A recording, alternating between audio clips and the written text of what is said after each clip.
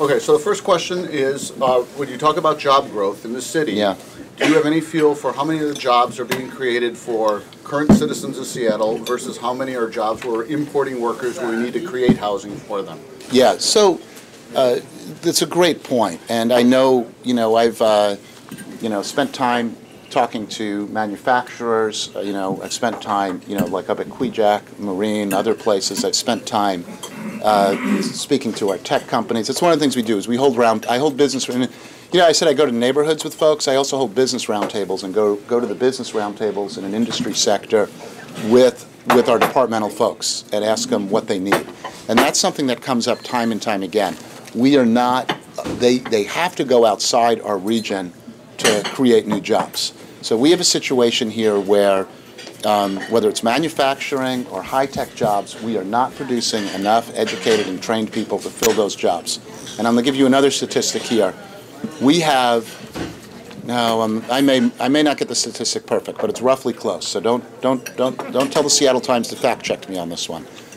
There's something like over the next decade in our growth areas, we expect the creation of something like 40,000 new jobs. And those growth areas are, manufacturing, healthcare, software. We have right now in our area approximately 40,000 people in the workforce who are making below poverty wage or not working, right? So they want to work. Some of them are working. So how do we connect more of so we have people here to fill those jobs. We just don't have people with the right skills. So we partnered with the community college system to create something called Career Bridge, which is, and partnering with the business community as well, to try to eliminate the obstacles to people getting training in places where they can get jobs. So one of the big innovations in that is businesses tell us what they want, but then we chunk up how they get their education. They may get a certificate after a semester that qualifies them for something more. Because a lot of people can't afford to go away to school for 2 years that are in this situation, or even a year. So how can you give them a semester at a time and stack certificates till they reach a degree? How can we train them where they are? How can we give them some credit for life experiences which are genuine credit? Because that's a big issue, is we have to put more of our people into those job categories. Next question is related to impact fees. A couple of questions people have submitted. One is, you've previously stated you don't favor impact fees. Why? Or why aren't we using impact fees to address the growth and traffic problems in South Lake Union? And how do we use impact fees to ensure that new development doesn't impose burdens on existing neighborhoods who are waiting for services? Right. So I would say two things. One, I don't impose impact fees. We do, in fact, impose requirements on new development. The bulk of the dollars in places like South Lake Union or other places where they're going up is for affordable housing. And that's usually in the form of fees, which then can be used to help subsidize affordable housing. Preferably to help make sure that all of our neighborhoods have a mix of income levels in them. We also, in South Lake Union, do have a transportation impact fee. In fact, in the zoning we sent down, we have an innovative thing where the county will sacrifice will dedicate some property tax revenue that they would have gotten, and they'll give it to the city to spend on amenities in the neighborhood if those developments promise to buy development rights out in the rural areas. So we'll get some rural development stopped, forest or farmland development stopped and put into protected status. They'll get to build a little more in South Lake Union, and we'll get King County property tax revenue to spend in the neighborhood as the neighborhood says they want it. So I think that's a win all the way around. But there's a balance here, right? Because the whole point of the way we structure our program is it's called incentive zoning, meaning you can have the base level zoning, or we'll let you go more if you give us more. If you ask for too much, then they don't go more. So we don't get public benefits, nor do we get the additional housing or tax revenue that you would generate from that. So what's the right amount? You don't want to ask too much because you'll stop the very housing and additional public benefits you want. You don't want to ask for too little because you'd like to invest as much as you can. You want to get it just right. That's the perpetual problem. And then what should it be in? Right? Should it be in housing? Should it be in child care? Should it be in transportation? Should it be in parks and open space? And the reality is that the value created by new development is not enough to fund all of the needs of this growing city. It just isn't. So if we're going to get all of these things, things like the park levy, things like the library levy, have got to be, will be the major part of the solution. And let's not forget that all of that new development is generating additional property taxes, sales taxes, B&O taxes, that supports all of our city services as well. Is that true in South Lake Union because there's all the nonprofits and the university institutional uses down there? South Lake Union has been, this is the thing, and there's a neighborhoods versus downtown thing, and I'm a neighborhood guy, and I believe, like what's suggested in the question, it is absolutely true that when you put all of the downtown interests, when they come together and with their influence over elections and politics, it's unquestionably true that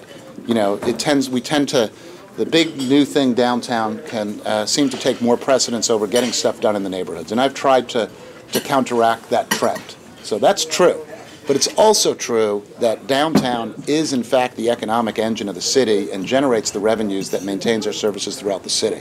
So it's a symbiotic relationship here. People live all around the neighborhoods. A lot of them work downtown, a lot of them work in the neighborhoods, but we got to figure out how to get the balance right there too. And I've been working on that, but we need to maintain that economic engine, because when that hollows out, right, and like it did during the Great Recession when we saw that job loss, when we saw empty buildings, empty vacancy rates, I'm stuck with, how many police officers can we have? How do we maintain community center hours, right? So we have to recognize that relationship. By some estimates, the city parks are hundreds of millions of dollars that need in repairs. Streets are in approximately billions. Why are we putting money into a sports arena when we have these other needs in the city? Great question. So we aren't on the arena. We are not, and that was my requirement when I met with Chris Hansen, and that was your requirement when I met with Chris Hansen, because you passed I-91, which I voted for, by the way. And I told Chris Hansen that. Any money we put in has to be repaid with a return. So we are financing, we are putting in money to help build the arena, but we'll get it repaid with interest, and we'll own the arena and the land at the interest, and we have guarantees. So we're not doing that. But isn't that repaying coming out of tax revenues that would normally go into the general fund? What we did was the repayment will come out of tax revenues that are on the team and the arena and the associated activities right on the site. Right? We're not doing all of the other economic impacts around it. Arguably it will create some economic impacts around it that will generate revenue, but we're not even going to count that. We're just going to count from the team. So these are revenues that would not exist but for the team and the arena and the activity in the arena itself. But if the developers, the Hansen and his guys, were actually spending the money to do it rather than us spending the money, then we would get those revenues. Right? So that is true, and that was a negotiation we made, and we made a deal because we're going to get hundreds of millions of dollars of private investment. We've got Chris Hansen has agreed with the unions that those will be union jobs, a 30-year labor peace agreement. That means the people that work at football and baseball games will now have year-round jobs, union jobs that are good-paying jobs. We'll get construction jobs out of it. So we're going to get a lot of economic activity for the money we put in, which will be paid back entirely out of revenues from the arena. So we did not, that was one of my requirements, because just what I was talking about earlier, I was not going to cut any existing program of government to pay for that. Why hasn't the city put weight restrictions on city streets to preserve the streets from damage from heavier vehicles? I think we do have weight restrictions in some places, but one of the challenges is that metro buses are the heavier ones, and there is a public benefit that comes from those buses. Metro is in approaching crisis situation again. This really gets to what we were talking about earlier in transportation. Right? I hope everybody can get out of, and I hope we as a region can get out of this transit versus cars versus bikes, right? As if somehow there's some pure ideological choice that's the right one, and anybody who wants something else is, deluded. What we need to start thinking about it is in terms of efficiency. We are not, and I try to say this, right? The issue of getting people in and out of our downtown, it's not a matter of ideology, it's a matter of geometry. We cannot fit everybody in and out of downtown by cars alone. There's not enough space. There's not enough space to build the parking lots. There's not enough space on our roadways. We're not really building that many more. I mean, we're taking a shot at capacity by building a $2 billion tunnel under downtown. I mean, the costs of creating capacity are very high. So what's the most efficient way to use our existing capacity, and what are the most effective ways to create more capacity? And that means that as a growing city, we're going to have to shift towards transit because it just moves more people in less right away. And that's geometry, not ideology. And our bus system right now moves the majority of the commuters in and out of downtown in the peak hour. And it's growing. It grew 21% by the last count. So we have to start investing more in transit. That's how we're going to keep our engine running. And we do have to, we have been working, you may see all around the city, concrete pads at bus stops. That's to try to deal with all the asphalt smushing that occurs when the bus brakes and starts. To try to build them up to deal with the buses, and that's a big deal. Do you believe that sustainability is really possible, or should we, as a city, be focused on resiliency? That is, being capable to withstand upcoming pressures from climate change, population growth, peak oil, etc. Great question, and the reality, and I suppose my thinking has evolved a little bit on this one, which is, frankly, not that my thing has evolved should be troubling, but the circumstances that cause us to ask and raise these questions should be troubling. The reality of climate change is just right in front of us right now. You can just see it. Wildfires across the country, drought, superstorms. I grew up on Long Island. You may have heard a little bit of it creep into my voice. I've gotten rid of most of it. But my sister Sheila lives on a barrier beach, off of the South Shore of Long Island, and that beach was under 4 feet of water. And she's still not living in her house yet. So the reality is upon us. We had a king tide out here, which was flooding houses on out there in West Seattle. So we do have to understand the effects. Our seawall design is informed by the best climate science we have. It's going to affect the fact of where the outfalls are of pipes that flow downhill, right? Our stormwater pipes that flow downhill. They'll back up. We have all sorts of infrastructure things we have to deal with. One of the issues of resiliency and peak oil has to do with the topic we were talking about earlier. I think it is demographically desirable to live in cities, but it's also affordable. It's becoming more affordable to live in a place where you don't have to rely on a car. Car is the second highest household expense after housing. Nationwide, it averages 20%. Housing is up around a little over 30% nationwide average. So lots of people are choosing to live in apartments in walking distance of things, not just because they saw Friends as a kid and liked it, but because they can't afford any other way to live. And we're going to see more and more of this. In fact, we have an East African population in our city. And if you go look at one of the reasons, there's been a drought in East Africa that's been long-standing and horrible. And the scientists will tell you that's climate changed. So we're going to see in our rainy corner of the world, we're going to see climate impacts, but one of the climate impacts I believe we're going to see is that this will become an ever more desirable place for people to live in a world that is being hit by climate change. What's your opinion of the district elections for city council members? I've always supported district elections. First time it came up, I thought it through, and I supported it. And I support it because of one of the things I was speaking about earlier. I believe you should be able to get elected by walking a district and knocking on doors. And right now, you can't do that in the city council. That's why I'm out in every neighborhood talking to people, because I believe you have to listen to people, what they care about. And it's really affected, how I came into office with all sorts of ideas about what I thought was most important. And I'll be really clear about that. And I worked hard on those things, and it came from my experience as an environmental leader and a community leader. But it's so grounding for me to go to community after community and just talk with people about what they care about. And we prioritize based on that. We really do. Now I still care about the big things like sustainability, like economic development, like our kids. Right? I still care about those things, but you have to knock on doors and hear from people day to day about what matters to them in that moment too. And right now, you can't knock doors citywide to get elected. You got to raise money to get elected citywide. So who are you going to listen to? Right? Who are you going to listen to? So I'm a big-time supporter of district elections. How big do you believe a residential housing unit should be in a residential neighborhood?